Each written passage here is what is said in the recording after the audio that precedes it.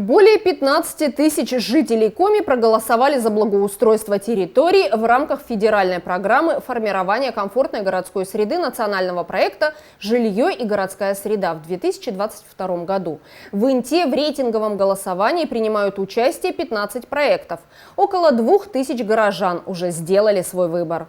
Самыми популярными проектами среди интинцев на данный момент являются ремонт площади Ленина, благоустройство территории между школой номер 8, асфальтирование тротуара по улице Куратова и по улице Мира с обеих сторон. Эти территории лидируют с большим отрывом. Я чаще хожу вот возле 8-й школы. Да, и вот там и люблю этот район, и когда-то там жила. Все. Будете голосовать за этот участок возле магазина «Адак», да? Да. А голосовать только за один объект? За один, да. Вот тут два объекта. Вот тут тротуар по Куратова и вот около Адака там тоже болото страшное. Вот здесь. Давайте тротуар. Нет, тротуар по улице Куратова. Там ходить совершенно негде. Я там каждый день хожу. Большинство интинцев голосуют за ту территорию, возле которой живет. Каждый горожанин хочет, чтобы его двор или сквер рядом с домом были благоустроены и выглядели современно. Я прочитала внимательно все 15 объектов, я уже с ними знакомилась. И подумала о том, что старый район города у нас достаточно красив и благоустроен. Когда мы там гуляем или идем в ДК, я обращаю на это внимание, как там хорошо.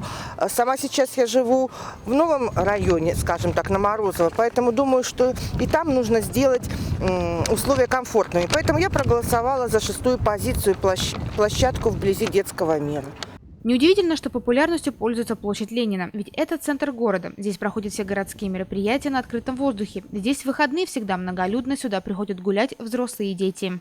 Я свой голос отдал в первый день голосования, отдал свой голос за площадь Ленина. Хочется, чтобы центральная площадь нашего города выглядела красиво, так как на ней проходит очень много мероприятий. Сейчас, конечно, нет, период пандемии до сих пор продолжается, но надеемся, что скоро пандемию снимут и будет очень много мероприятий. Все майские праздники интинцам помогали голосовать волонтеры. В нашем штабе добровольцев 30 обученных ребят. Парней и девчонок в синих куртках с надписью «Добровольцы Республики Коми» можно часто увидеть в общественных и популярных местах. Они также посещают предприятия и учреждения города. Мы заходим в учреждения культуры, в учреждения образования. Были в лицее номер 1, в школе номер 10, в гимназии номер 2. Нас встречают очень доброжелательно, и школьники, молодежь активно голосуют, чтобы был благоустроен наш город. Активисты предлагают интинцам не оставаться в стороне проекта формирования комфортной городской среды и отдать свой голос за одну из представленных территорий. Сделать это можно на единой онлайн-платформе 11.городсреда.ру или же подойдя с личным телефоном к любому волонтеру. Голосование занимает буквально минуту времени у граждан.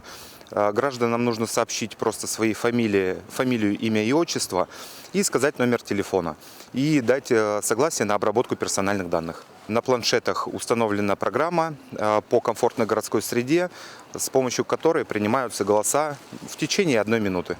Информация по всем 15 объектам, которые предложены к благоустройству в городе, также представлена на сайте 11.городсреда.ру. По данным на 10 мая в Инте уже проголосовало более 1800 жителей. Это как?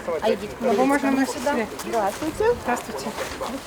Вот, пожалуйста, ознакомьтесь с одним из объектов. Ну, я с ним определилась. Уже. Определилась, да? Да. Так, вы еще не отдавали свой голос Нет, ни за какой объект. Так, что вы выбрали? Ну, я тротуар по улице Куратова. Я там живу. Интинцы достаточно активные, но хотелось бы еще больше активности. Территория победит та, за которую отдала большее количество голосов интинцев. Напоминаем, что рейтинговое голосование проходит до 30 мая. Каждый голос важен, ведь он может повлиять на окончательные итоги и решить, какая именно общественная территория в нашем городе будет благоустроена в следующем году.